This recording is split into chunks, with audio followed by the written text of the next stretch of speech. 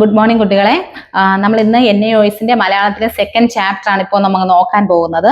അതിന്റെ സെക്കൻഡ് ചാപ്റ്ററിന്റെ നമ്മുടെ പേരെന്ന് പറയുന്നത് കാലനില്ലാത്ത കാലം. ഓക്കെ, ഫസ്റ്റ് ചാപ്റ്റർ എല്ലാവരും കണ്ടു കാണുമെന്ന് വിചാരിക്കുന്നു.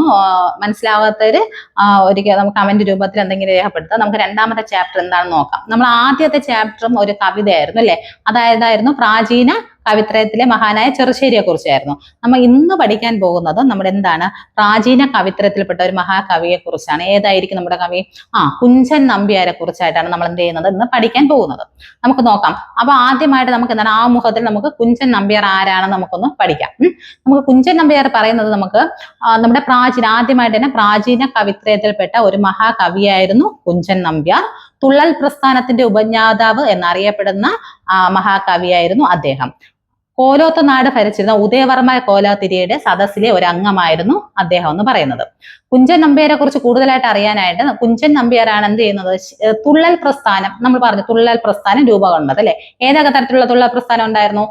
ശീതങ്കൻ തുള്ളൽ, പറയൻ തുള്ളൽ, അതേപോലെ അങ്ങനെ 3 തരത്തിലുള്ള തുള്ളൽ ഉണ്ടായിരുന്നു. നമുക്കപ്പോ ഈ തുള്ളൽ പ്രസ്ഥാനത്തിന്റെ എല്ലാം കൂടെ ആയിട്ട് നമുക്ക് എന്താണ്, ഇപ്പോ നമുക്ക് ഈ കഥയില് കാലനില്ലാത്ത കാലത്തില് എന്ത് ചെയ്യുന്നു, നമ്മുടെ കുഞ്ചൻ നമ്പ്യാർ ഹാസ്യ രൂപത്തിൽ, അതായത് നമ്മുടെ ഒരു കാര്യം കണ്ടിട്ട് നമുക്ക് അവതരിപ്പിക്കാൻ നല്ല എളുപ്പമാണ് അല്ലെ, പക്ഷേ നമ്മുടെ ഭാവനയിൽ അല്ലെങ്കിൽ നമ്മുടെ ഭാവനയ്ക്കനുസരിച്ച് ഒരു കാര്യം അവതരിപ്പിക്കുക എന്നുള്ളത് വളരെ പ്രയാസകരമായിട്ടുള്ള കാര്യമാണ്, അതും ഹാസ്യ രൂപത്തിൽ. അപ്പൊ ആ ഒരു സങ്കല്പത്തെ ഹാസ്യ രൂപത്തിൽ മനുഷ്യർക്ക് മനസ്സിലാവുന്ന രീതിയിൽ പറയങ്കൻ തുള്ളലിലൂടെ നമ്മുടെ കാലില്ലാത്ത കാലം അദ്ദേഹം അവതരിപ്പിച്ചിട്ടുണ്ട്. അത് പഞ്ചേന്ദ്രോപാഖ്യാനം എന്ന് പറയുന്ന പറയൻ തുള്ളലിൽ നിന്ന് എടുത്തിട്ടുള്ളതാണ് നമ്മുടെ കാലിനില്ലാത്ത കാലം എന്ന് പറയുന്ന കവിത. ഓക്കെ, നമുക്കിനി കവിതയിലോട്ട് പോയാലോ. കുഞ്ചൻ നമ്പ്യാരെ കുറിച്ച് നമ്മൾ ഇത്രയത്തെ പഠി നോക്കിയോളൂ. കാലനില്ലാത്ത കാലം എന്ന് പറയുന്ന ആ പാഠത്തിന്റെ ഇതിവൃത്തം എന്ന് പറയുന്നത് നമുക്കറിയാം, കാലൻ എന്ന് പറയാം മരണദേവനെയാണ് നമ്മൾ എന്തോന്ന് പറയുന്നത്, കാലൻ എന്ന് പറയുന്നത്. വെച്ചാൽ കാലൻ വിചാരിച്ചാൽ മാത്രമേ ഇവിടെ മരണങ്ങൾ നടക്കുമെന്നാണ് നമ്മുടെ സാധാരണമായ ഒരു അറിവ്. നമ്മുടെ ഹൈന്ദവ പുരാണങ്ങളിൽ എന്താണ്, മരണദേവൻ എന്നറിയപ്പെടുന്നതാണ് കാലൻ എന്ന് പറയുന്നത്. അപ്പൊ നമുക്ക് ഇതിൽ കൂടുതലായിട്ട് പറയാവുന്നത്, നമ്മുടെ കാലൻ ഒരു ദിവസം, അല്ലെങ്കിൽ കാലൻ നമ്മുടെ സൂര്യപുത്രന്റെ മകനാണ് ആര്, യമദേവൻ എന്ന് പറയുന്നത്. യമദേവൻ കുറച്ച് ദിവസങ്ങളായി ഒരു യാഗത്തിലാണ്. ഈ യാഗം നടത്താൻ വേണ്ടി യമദേവൻ എവിടെയാണ്, സ്വർഗലോകത്ത് ഇരിക്കുകയാണ്, സൂര്യഭഗവാന്റെ അടുത്ത്. അതിനായിട്ട് ദേവേന്ദ്രന്റെ അവിടെ ആരൊക്കെയുണ്ട്, നമ്മുടെ കാലനും അദ്ദേഹത്തിന്റെ സഹവാസികൾ എല്ലാവരും ഉണ്ട്. അപ്പൊ എന്ത് ചെയ്യുന്നു, നമ്മുടെ ഭൂമിയിൽ കാലനില്ലാത്തത് കൊണ്ട് എന്താണ്, മരണങ്ങളൊന്നും തന്നെ നടക്കുന്നില്ല. ആ സംഭവം എന്ത് ചെയ്യുന്നു, ദേവേന്ദ്രന് ഭയങ്കര. അപ്പോൾ എന്ത് ചെയ്യും, സാധാരണ മരണങ്ങൾ സംഭവിച്ചില്ലെങ്കിൽ എന്തൊക്കെയാണ് നടക്കുന്നത്, ദേവേന്ദ്രൻ ഇതിനൊരു പരിഹാരം തേടി എന്താണ്, ഭൂമിയിലോട്ട് എത്തുകയും അവിടെ നമ്മുടെ പാഞ്ചാലിയുടെ പൂർവ്വജന്മമായ ഇന്ദ്രസേനയെ കണ്ടുമുട്ടുകയും ഇന്ദ്രസേനയും നമ്മുടെ ദേവേന്ദ്രൻ തമ്മിലുള്ള സംഭാഷണത്തിൽ ഈ യമദേവൻ ഇല്ലായിരുന്നുകൊണ്ട് ഭൂമിയിൽ എന്തൊക്കെ സംഭവിക്കുമെന്ന് നമ്മൾ ഒരു ഉത്ബോധത്തിൽ, അതായത് നമ്മുടെ കുഞ്ചൻ നമ്പ്യാർ എന്ത് ചെയ്യുന്നു, ഹാസ്യരൂപേണ ആ സംഭാഷണം വർണ്ണിക്കുന്നതാണ് ഈ കഥാഭാഗം. മനസ്സിലായോ? അപ്പോഴെന്താണ്, ഇന്ദ്രസേനയും ദേവേന്ദ്രൻ തമ്മിലുള്ള സംഭാഷണ മധ്യേ എന്തൊക്കെയായിരിക്കും ഇവിടെ സംഭവിക്കുന്നത്, ഭൂമിയിൽ എന്തൊക്കെയായിരിക്കും നടക്കാൻ ഉദ്ദേശിക്കുന്നത് യമന്റെ അസാന്നിധ്യത്തിൽ, അതിനെക്കുറിച്ച് ഹാസ്യരൂപേണ ആരവതരിപ്പിക്കുന്നു, നമ്മുടെ കുഞ്ചൻ നമ്പ്യാർ അവതരിപ്പിക്കുന്നു. അപ്പൊ നമുക്ക് നോക്കാം. നമ്മുടെ പറഞ്ഞല്ലോ മരണമില്ലാത്ത അവസ്ഥ, നമ്മുടെ ഭൂമിയിൽ മരണമില്ലെങ്കിൽ എന്തൊക്കെയായിരിക്കും സംഭവിക്കുക, മരണമില്ലെങ്കിൽ നമ്മുടെ ജീവജലം, നമ്മുടെ മുത്തശ്ശനും മുതുമുത്തശ്ശനും ഒക്കെ എന്തായിരിക്കും, നന്നായിട്ട് മനുഷ്യരായിട്ട് എന്താണ്, നരയൊക്കെ ബാധിച്ച്, കൺപോളകളൊക്കെ നരയൊക്കെ ബാധിച്ചു, പിന്നെ അങ്ങനത്തെ ഒരു അവസ്ഥയിലായിരിക്കും. നമ്മുടെ മുതുമുത്തച്ഛന്മാര് വരെ എന്ത് ചെയ്യുന്നു, ജീവിച്ചിരിക്കുന്ന അവസ്ഥ. അവർക്ക് ഒരു നേരത്തെ ആഹാരത്തിന് പോലും വകയില്ലാത്ത അവസ്ഥ. 100 പറ ഉണ്ടെങ്കിൽ പോലും എന്ത് ചെയ്യുന്നില്ല, നമുക്ക് ഒരു ദിവസം ആഹാരം കഴിക്കാനുള്ള ശേഷി ഉണ്ടാവുന്നില്ല. കാരണം അത്രയ്ക്ക് ജനസംഖ്യ അവിടെ ഉണ്ട്, നമുക്ക് കഴിക്കാനുള്ള ഫുഡ് കിട്ടുന്നില്ല. അതിന്റെ അവസ്ഥ അവിടെ വരുന്നുണ്ട്. പിന്നെ കൂടാതെ എന്ത് ചെയ്യുന്നുണ്ട്, ഇവർക്ക് വസിക്കാനുള്ള അവസ്ഥ ഒരു തരത്തിൽ നമുക്ക് തിങ്ങി നെരുങ്ങി പാർക്കുന്നു എന്ന് പറയത്തില്ല, അതേപോലെ തന്നെ നമുക്ക് ജനസംഖ്യ കൂടുന്നതിനനുസരിച്ച് എന്താണ്, പട്ടിണി കൂടുന്നുണ്ട്, പിന്നെ ആൾക്കാർക്ക് ആഹാരം കിട്ടുന്നില്ല.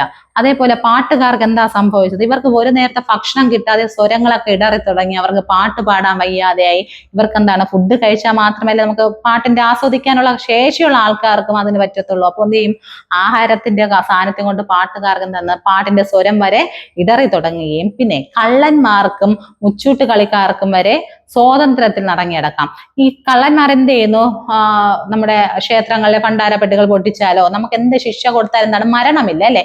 രാജാക്കന്മാർക്കൊന്നും ചെയ്യാൻ പറ്റത്തില്ല. രാജാക്കന്മാർക്ക് എന്താ മരണശിക്ഷ കൊടുത്താൽ ഇവർക്ക് മരിക്കാൻ പറ്റുമോ? ഇല്ല. കാലനില്ലാത്തതുകൊണ്ട് പലതരത്തിലുള്ള ഇവിടെ ദുഷ്ടതകളും നിറഞ്ഞ് ആടുന്ന ഒരു കഥയാണ് വരുന്നത്. കൂടാതെ തന്നെ അവിടെ പറയുന്നുണ്ട്, നമുക്ക് കലികാലത്തിന് പല കഷ്ടകാലങ്ങളായിരുന്നെങ്കിലും പല പല കൊലപാതകങ്ങൾ നടത്തിയാൽ പോലും രാജാക്കന്മാർക്ക് എന്ത് ചെയ്യാൻ പറ്റുന്നില്ല. ഇക്കാലത്ത് അവരെ ഒന്നും ചെയ്യാൻ പറ്റാത്ത അവസ്ഥയിലോട്ട് എന്ത് ചെയ്യുന്നു? കാലനില്ലാത്ത കാലത്ത് ഭൂലോകം എത്തപ്പെട്ടിരിക്കുകയാണ് എന്നും ആര് പറയുന്നുണ്ട്? ഈ കഥകളിലോട്ട് പറയുന്നുണ്ട്. കൂടുതലായിട്ട് പിന്നെ പറയുന്നത്, രോഗങ്ങൾ വന്നാലും വൈദ്യർക്ക് ചികിത്സിച്ച് ഭേദമാക്കുക. അതായത് നമുക്കറിയാം, രോഗം വന്ന് പണ്ടൊക്കെ ആണെങ്കിൽ എന്ത് ചെയ്യുന്നു? പല പല രോഗം വന്ന അവസ്ഥയിൽ ആ രോഗികൾ എവിടെ പോകുന്നുണ്ട്? വൈദ്യന്മാരുടെ അടുത്ത് പോകുന്നുണ്ട്. അവർക്ക് എന്ത് ചെയ്യുന്നുണ്ട്? കാശ് അവരെന്ത് ചെയ്യുന്നു? അതിനു വേണ്ടിയുള്ള പ്രതിവിധി പറഞ്ഞു കൊടുക്കുന്നുണ്ട്. പക്ഷേ നമുക്ക് ഇപ്പോൾ എന്താണ്? ഒരു രോഗം വന്നാൽ രോഗികൾ എന്ത് ചെയ്യുന്നില്ല? മരിക്കും എന്നുള്ള ടെൻഷൻ ഇല്ലാത്തത് കൊണ്ട് എന്ത് ചെയ്യുന്നു? അവര് വൈദ്യന്മാരുടെ പോകുന്നില്ല. അപ്പോൾ വൈദ്യന്മാർക്കും ആഹാരത്തിനുള്ള വക പോലും കിട്ടുന്നില്ല. പിന്നെ അതുപോലെ മരണാവസ്ഥയിൽ നടന്ന ചടങ്ങുകൾക്ക് ചിലപ്പോൾ ഭക്ഷണം കിട്ടാറുണ്ട്. അതുപോലെ ഇപ്പോൾ ആൾക്കാർ മരിക്കാത്തത് കൊണ്ട് എന്താണ്? അതിനുള്ള ഭക്ഷണവും അവിടെ നിഷേധിക്കുകയാണ് ചെയ്യുന്നത്. മനുഷ്യരുടെ കാര്യം പോട്ടെ, മൃഗങ്ങളുടെ കാര്യമായാലും കടുവ അങ്ങനത്തെ മൃഗങ്ങൾക്ക് എന്താണ്? ആഹാരം കഴിക്കണം. സ്വന്തം ശരീരത്തിലുള്ള ആഹാരം കഴിച്ച് വിശപ്പെടുക്കേണ്ട ഗതികേടിലാണ് നൽകുന്നത്. അതേപോലെ മത്സ്യങ്ങളാണെങ്കിൽ എന്താണ്? വലിയ മത്സ്യങ്ങൾ കുഞ്ഞു മത്സ്യങ്ങളെ വിഴുങ്ങുമ്പോഴത്തേക്ക് അതെന്താ വേറെ ദൂരത്തിലൂടെ എന്ത് ചെയ്യുന്നുണ്ട്? പുറത്തോട്ട് പോകുന്നുണ്ട്. അപ്പോൾ എന്ത് ചെയ്യുന്നുണ്ട്? അവിടെ മരണം സംഭവിക്കുന്നില്ല. എല്ലാ ജീവജാലങ്ങളും സകല ജീവജാലങ്ങൾ എന്താണ് സംഭവിക്കുന്നത്? ഇവിടെ മരിക്കാത്ത അവസ്ഥയിലോട്ട് കൊണ്ടെത്തിക്കുകയാണ്. ഇത് നമ്മുടെ ഹാസ്യ രൂപയാണ്. ഇതിൽ മനുഷ്യർ മരിക്കുന്നതിനെയൊക്കെ കുഞ്ചൻ നമ്പ്യാർ എന്താണ്? ചാകുന്നു, ചത്തു എന്നൊക്കെയാണ് എന്ന് വെച്ചാൽ അത്രയ്ക്ക് ഹാസ്യ രൂപയാണ് ഇവിടുത്തെ അവസ്ഥ. ഓർമ്മ, ഒരു കാലനില്ലെങ്കിൽ നമ്മുടെ ഭൂലോകം, നമ്മുടെ ഭൂമി എത്രത്തോളം ദുഷ്ഫലമാകുമെന്ന് ആര് പറയുകയാണ് ചെയ്യുന്നത്? നമ്മുടെ കുഞ്ചൻ നമ്പ്യാർ ഫലിത രൂപത്തിൽ പറയുകയാണ് ചെയ്യുന്നത്.